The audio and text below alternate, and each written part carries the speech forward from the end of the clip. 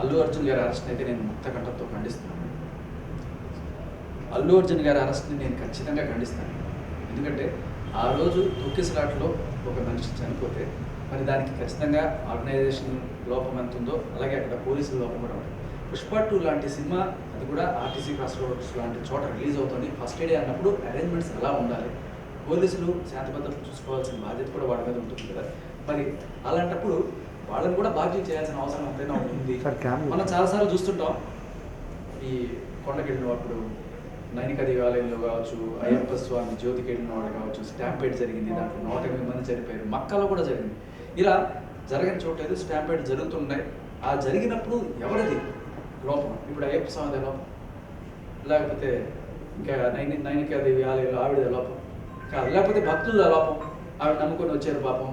అంతమంది ఆ రోజున బ్రహ్మోత్సవాలు లేకపోతే ఏదో అనుకోండి, ఆ రోజున భీడ్ ఎక్కువగా ఉంటుంది, క్రౌడ్ ఎక్కువగా ఉంటుంది, అయినా కూడా తెలిసి వచ్చిన ఆవిడది తప్పు అని చెప్పి కూడా మనం అనలేదు. ఎందుకంటే ఆ రోజున ఫస్ట్ డే అంతమంది జనాలు వస్తారు అని తెలిసి కూడా ఆవిడ బిడ్డను వేసుకొని వెళ్ళడం అనేది ఆవిడ తప్పని కొంతమంది అంటారు.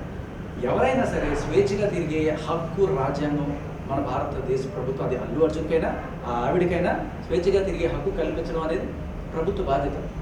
సరే, ఆవిడ వచ్చినప్పుడు ఆవిడ సేఫ్టీ కల్పించడం అక్కడ పోలీసులు ప్రైవేట్ యాజమాన్యం వాళ్ళకి ఎంత బాధ్యత ఉంది.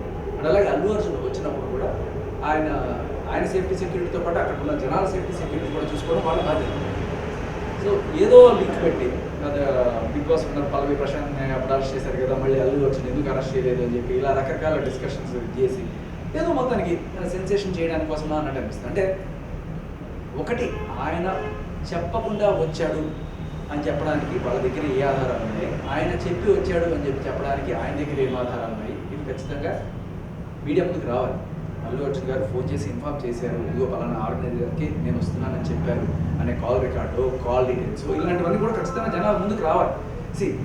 ఆయనకి ఒక సెలబ్రిటీ, భారత పౌరుడిగా ఆయన ఆర్టీసీ క్రాస్ రోడ్స్కి వెళ్ళకూడదా, ఆ థియేటర్కి వెళ్ళకూడదు అంటే వెళ్ళచ్చు, కానీ ఒక సెలబ్రిటీగా ఆయనకి కొన్ని రెస్పాన్సిబిలిటీస్ ఉంటాయి. ఆయన ఫ్యాన్స్కి ఆయన ఇచ్చే ఒక గౌరవం లేకపోతే ఆయన మోరల్ రెస్పాన్సిబిలిటీ తీసుకొని ఆయన ఖచ్చితంగా చెప్పే పెట్టుండాల్సింది. మరి ఆయన చెప్పాడా లేదా అనే మేము అంశం. మరి చెప్పకుండా వెళ్ళి దానికి ఏకంగా అరెస్ట్ చేసే అంత దారుణమైన శిక్ష ఏమైనా ఉంటుందా, దానికి అరెస్ట్ చేయాలా అనేదే నా పాయింట్. సో ఈ తొక్కిసలాట జరగడానికి కారణం దాన్ని రెగ్యులేట్ చేయలేకపోవడానికి వైఫల్యం పోలీసులతో ఉంది, ఆర్గనైజేషన్ ఉంది. ఖచ్చితంగా వాళ్ళని కూడా A2, A3గా దీంట్లో చేర్చాల్సింది.